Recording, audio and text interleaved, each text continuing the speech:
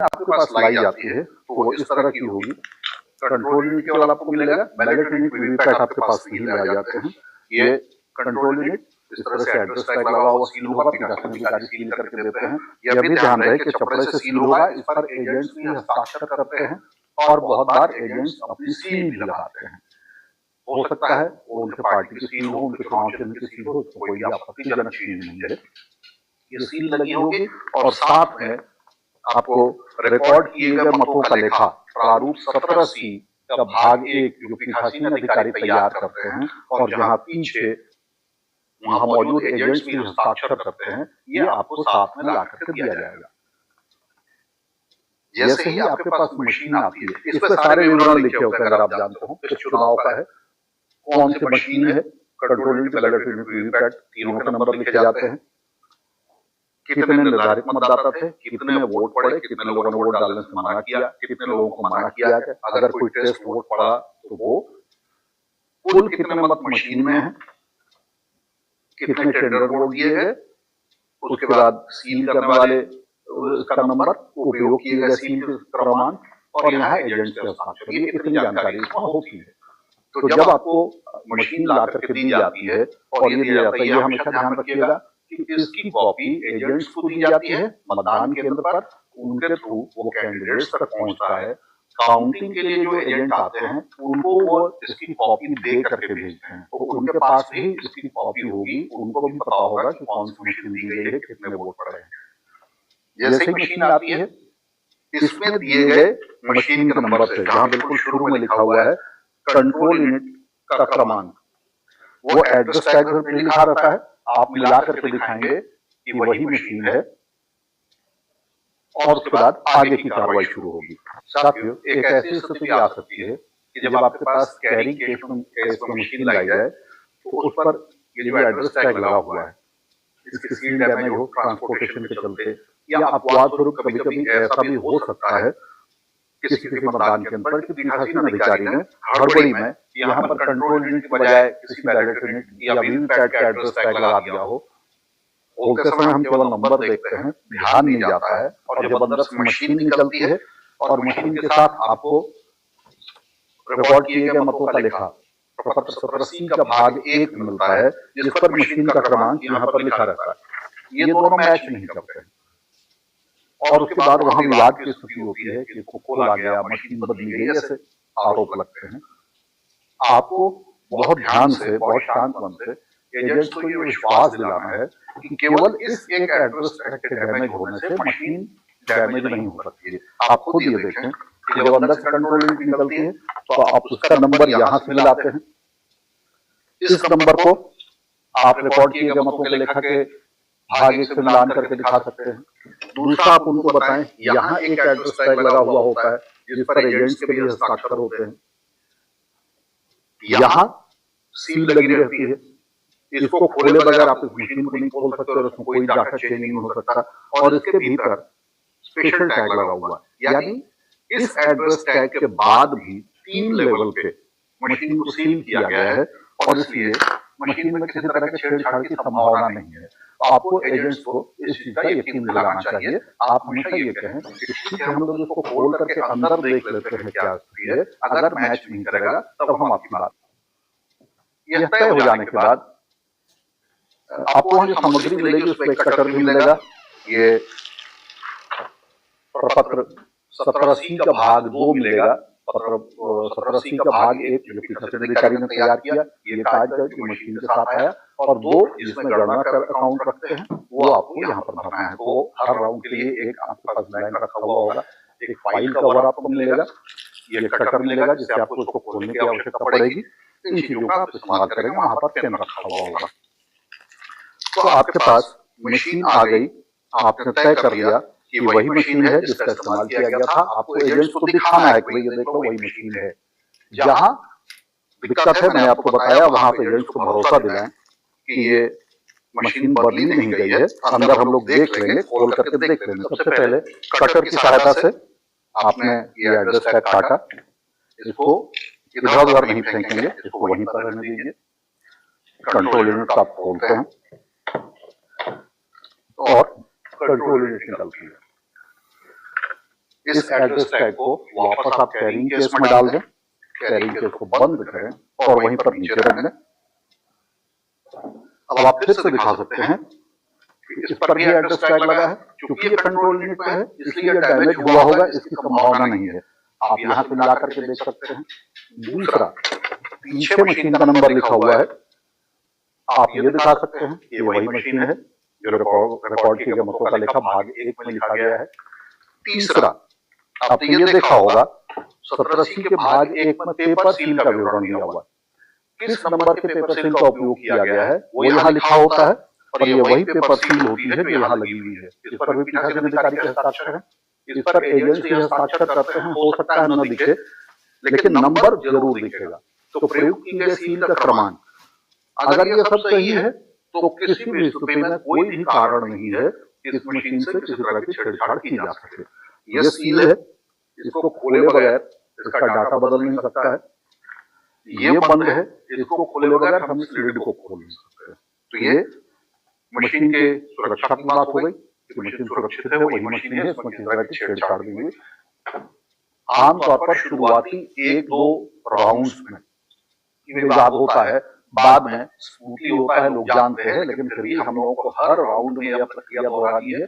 Agents को यह विश्वास दिलाना है कि यह मशीन वही है जिसका वहां इस्तेमाल किया गया था और इसको कोई छेड़छाड़ नहीं हुई थी। छेड़छाड़ की बात हर बार करनी है लेकिन उनको दिखाया जरूर जाना है।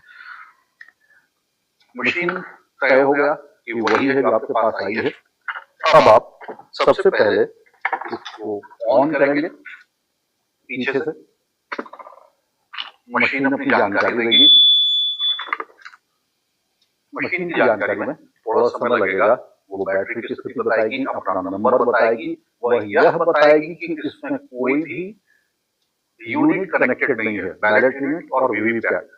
यह हमेशा ध्यान रहे, मतगणना स्थल पर बैलेट यूनिट नहीं लाई जाती है, वो स्ट्रॉन्ग रूम में ही रहेगी और वीवीपैट भी मतगणना स्थल पर तब लगाया जाएगा जब वीवीपैट से पर्चियों की गिनती की आवश्यकता होगी। आपको इसलिए जो वहां पर मिलेगा केवल कंट्रोल यूनिट मिलेगा और आपको उसी से काम करना है। जब तक मशीन तैयार होती है तब तक मैं आपको ये भी बता दूं कि एक राउंड की गिनती पूरी हुए बगैर और आरओ द्वारा उसके परिणाम की गणना कर लिए बगैर अगले राउंड की मशीन वहां लाई नहीं जाएगी। तो आपने अगर गिनती कर ली, आपने रिपोर्ट भर करके दे दिया, जो ये 1780 का भाग 2 है, आप इसको दे देते हैं। आरओ जब तक उसको कैलकुलेट करेंगे आप इसको वापस कैरिंग केस में डालेंगे, लेकिन जब तक निर्देश नहीं होगा तब तक ये मशीन न तो आप वापस करेंगे और न नई लाई गई मशीन को आप स्वीकार करेंगे। स्ट्रॉन्ग रूम से उसको रिलीज भी नहीं किया जाएगा जब तक यहाँ से निर्देश न प्राप्त हो। जैसे मशीन डिस्टर्बिंग यूनिट्स कर रही है, डिस्टर्बिंग यूनिट्स का मतलब बैलेट यूनिट और वीवीपैट, क्योंकि इसमें कोई जुड़ा हुआ नहीं है, इसमें मैसेज आएगा no units connected, EVM is ready. EVM ready हो जाने के बाद पहला आप टोटल बटन दबा करके देखें। ये आप देखें ट्रेनिंग के पर्पस से हम लोगों ने इसमें 65 वोल्ट डाले हैं। सबसे पहले टोटल बटन दबा करके देखेंगे, इसमें 65 वोल्ट हैं या नहीं। आपने टोटल बटन दबाया,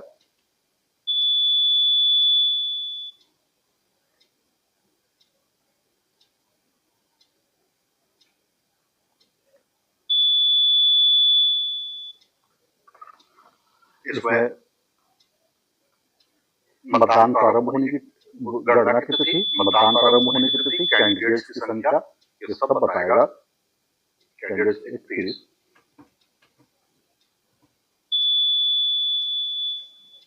टोटल पोल्ड वोट्स 65।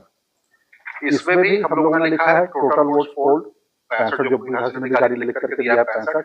ये डाटा मैच कर रहा है, इसलिए काउंटिंग आगे शुरू होगी। वो मिल जाने के बाद हमने सबसे पहले यहाँ के एड्रेस टैग को हटाया।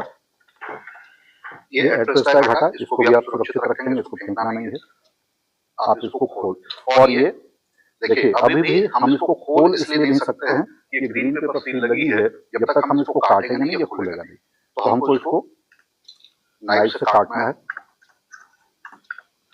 अब यह खुल सकता है,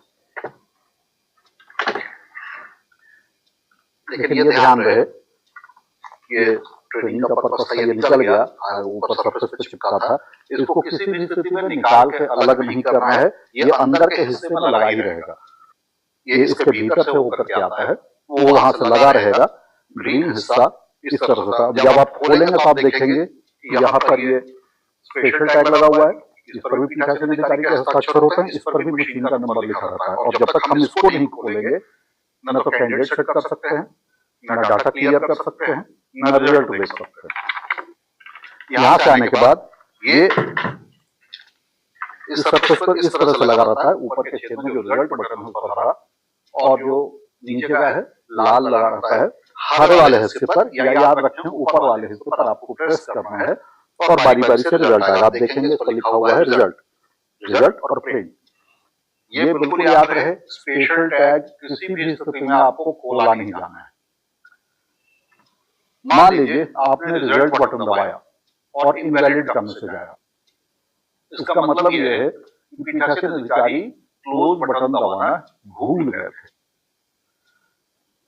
अगर हम लोगों ने जैसे देखा, इसमें लिखा है 65 वोट डले हैं और मशीन ने भी 65 वोट दिखाया, यानी डाटा मैच करता है, तो वहां पर क्लोज बटन आप दबाएंगे, पूरी प्रोसेस होगी और उसके बाद रिजल्ट बटन दबाएंगे।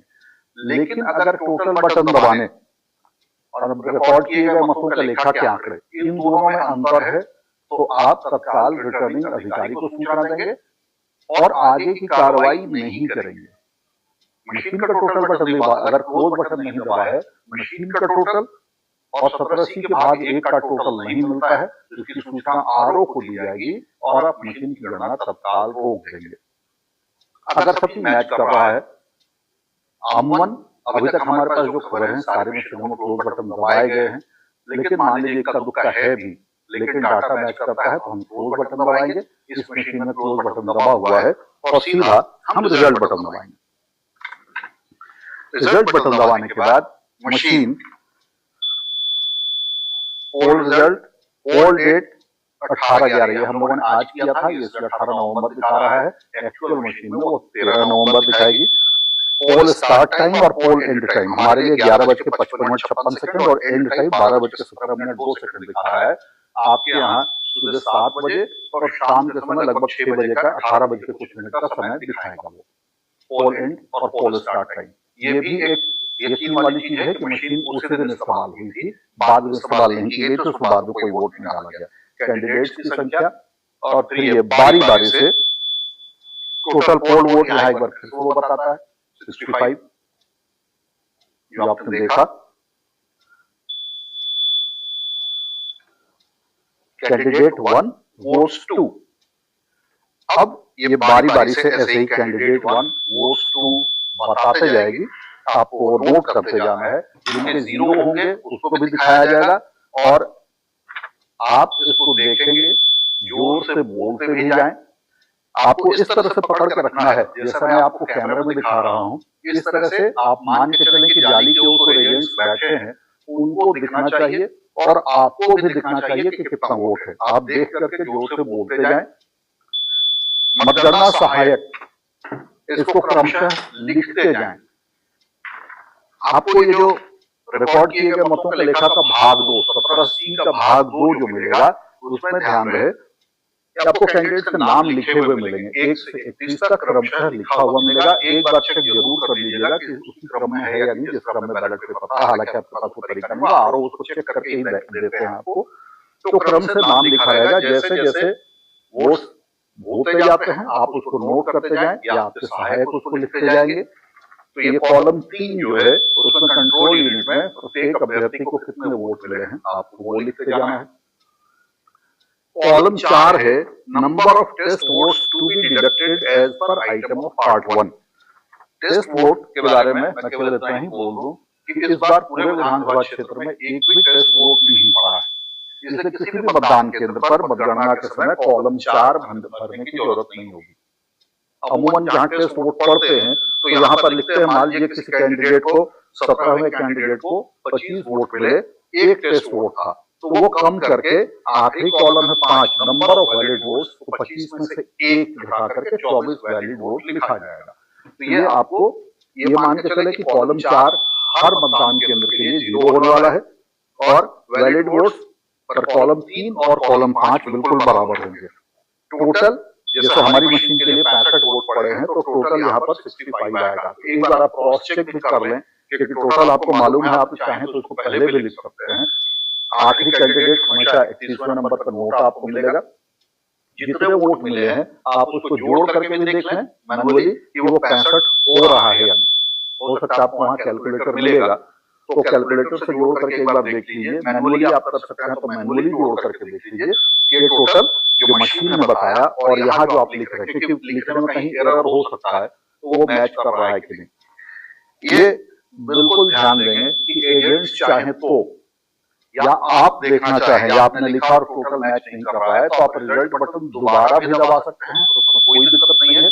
दोबारा दबाने के बाद आप फिर से वो डाटा देखेंगे और उसको एक बार चेक कर लेंगे, क्रॉस चेक कर लीजिए कि सब सही है।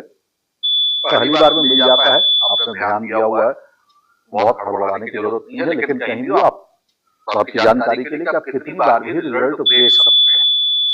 बहुत बार मत कीजिए, समय जरूर लगेगा। देखिए अभी तो मैंने उस समय रिजल्ट दबाया था और अभी तक 22 कैंडिडेट तक पहुंचे, हम लोग 31 कैंडिडेट तक जाना है। तो एक बार काउंटिंग आप शुरू करेंगे तो मान के चले कि करीब करीब 5 मिनट लगेगा, 5 मिनट से थोड़ा कम, लेकिन लगभग 5 मिनट आपको लगेगा। तो बहुत जरूरी नहीं है कि आप बार बार करें, लेकिन अगर आपको करना पड़ता है तो उसमें हिचकिचाने की जरूरत नहीं है, उसमें डर की कोई बात नहीं है। आपने 17C का भाग 2 पूरा भर लिया, ये 2 कॉपीज में बनेगा, हमेशा ध्यान रहे। आपको कार्बन पर इसको बनाएंगे, 2 कॉपी में बनेगा। उसके बाद नीचे लिखा हुआ है कि क्या आपका टोटल मशीन में दिखाए गए टोटल से मैच करता है। आप लिखेंगे हाँ, जगह का नाम लिखेंगे, तारीख लिखेंगे 23 नवंबर और मतगणना पर्यवेक्षक यहाँ पर हस्ताक्षर करेंगे, सिग्नेचर ऑफ काउंटिंग सुपरवाइजर, आप हस्ताक्षर करेंगे। उसके नीचे लिखा है हम प्रमाणित करते हैं कि गणना के लिए लाई गई मशीन ऑब्लिक मशीन है वही है ऑब्लिक हैं जिनका उपयोग मतदान केंद्र के लिए किया गया था। अगर यह लिखा हुआ नहीं हो तो मतगणना पर्यवेक्षक इस लाइन को उस पर लिखें और उसके नीचे जितने भी एजेंट मौजूद हैं वो उस पर हस्ताक्षर करेंगे। दोनों कॉपी कार्बन लगा हुआ दीजिए और एजेंट्स को कहिए कि वो हस्ताक्षर करेंगे।